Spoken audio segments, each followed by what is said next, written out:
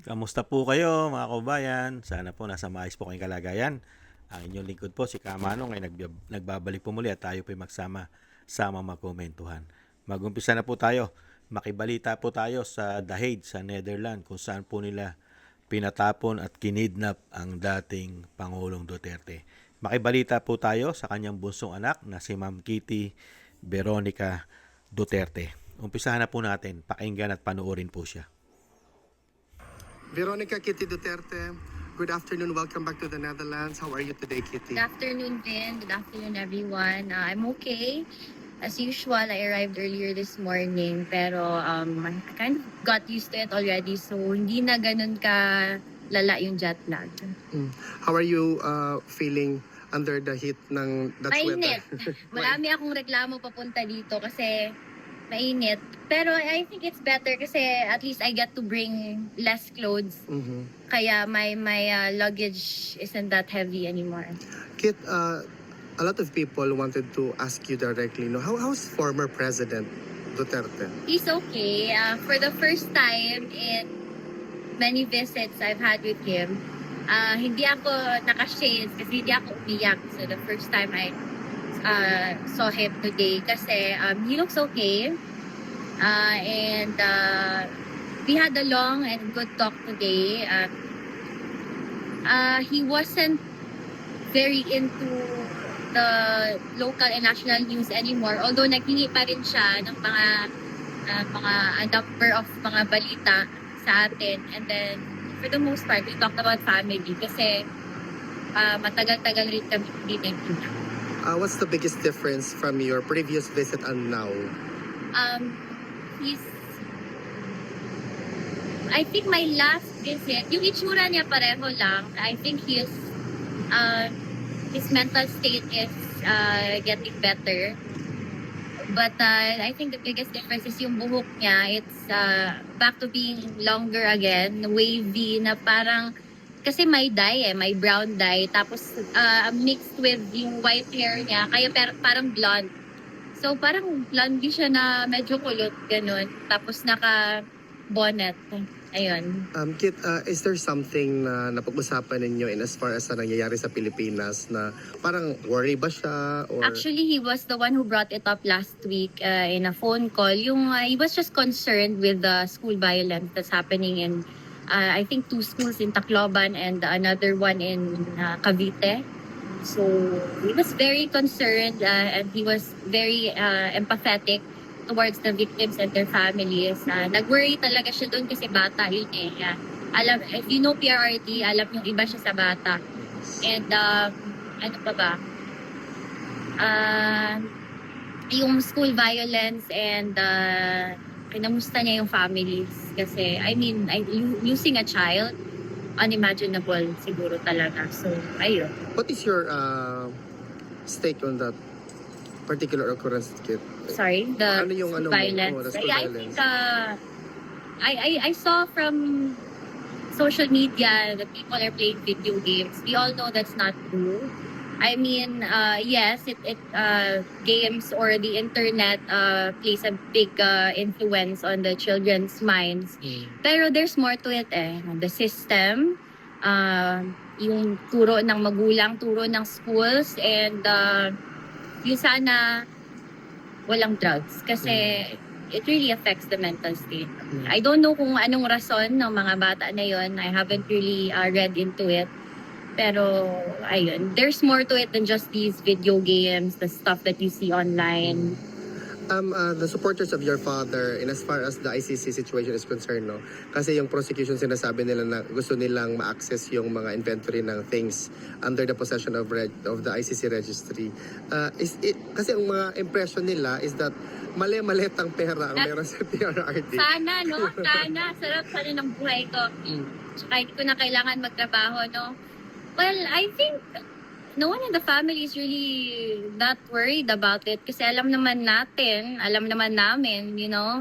Ako, I started, sa sobrang praning ko na walang maiwan sa akin, I signed my first contract 2 months after I turned 18. So, makuha niyo doon. Siguro konting savings, yun lang. Yun lang yun. But, one question? Okay. Kit, aware ba si PRRD na by next week is mag-uumpisa na yung trial ni Hindi sa ko impeachment. alam, ma'am, kasi I don't really talk about the trial to him, but I'm sure he will be informed by the legal team. Kitty, on a different matter, not politics, nagtatanong mga tao, what actually keeps you beautiful that you are radiant? Kasi tatanong sila, ano daw? Actually, ewan ko ba kung halata dito, pero nakita ni galit na galit si PRD kasi ano to yung mga sa legs ko na ano, yung mga pasa, ay, Tagalog ba yung pasa? Basa, Oh, pasa. Yung sports talaga. It really keeps me sane and I really fell in love with combat sports lately. Talagang nagustuhan ko. I've been consistent kasi it gives me a light feeling and it's something I really fell in love with. So yeah, it kept me sane the whole time. And also my really good support system. I have a very few people that I confide in.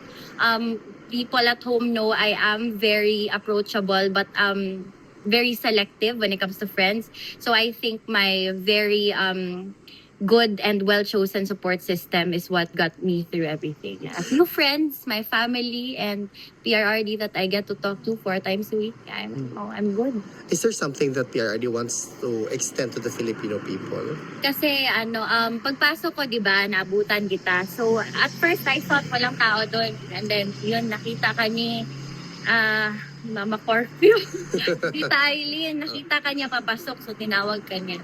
So sinabi ko kay PRRD na akala ko walang tao but ayun madami pa lang kasi pag nandiyan si Alvin, dala-dala niya ng isang batalyon niya. So ayun, so sinabi ko madami kayo and I updated him on the Father's Day event that you had here I think a week ago. Yes. And I'm not sure if it was Father's Day but may nabasa akong 20,000 flowers.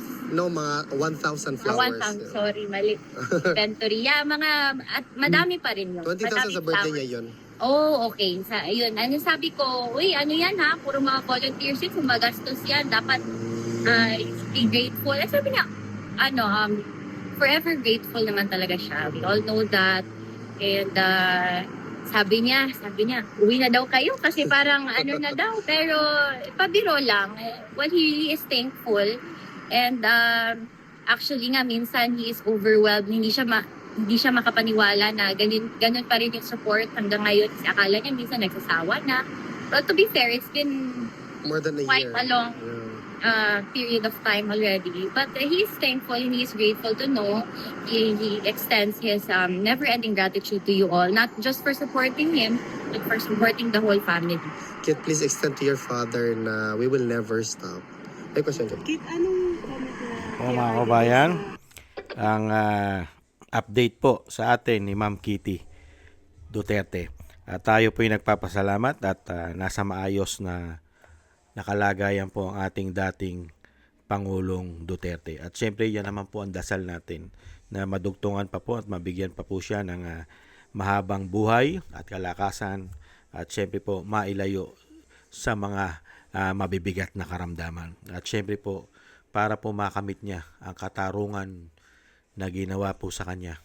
Grabing pamumulitika, talagang ginamitan po ng kapangyarihan at pera ng taong bayan di umano dahil dito sa politika, nakasama po sa politika di umano. Ito pong tinatawag na kangaroo court. Grabe po. At meron pong kalakip na isang damukal daw na pera na galing sa ating mga buwis. At yan naman po ay sisingaw naman po yan. Lahat naman po ilalabas. Lahat po ng katotohanan na ilalabas. Wala naman pong lihim na hindi po mabubunyag. At wala pong baho na hindi sisingaw sa tamang panahon. Hindi po ba? Kaya nagpapasalamat po tayo. Excuse me po. Lalong-lalo po sa mga sumusuporta po. Yan po kila Sir Alvin, ang ating mga kababayan dyan sa Netherlands, sa The Hague. Ay maraming salamat po sa suporta nyo po.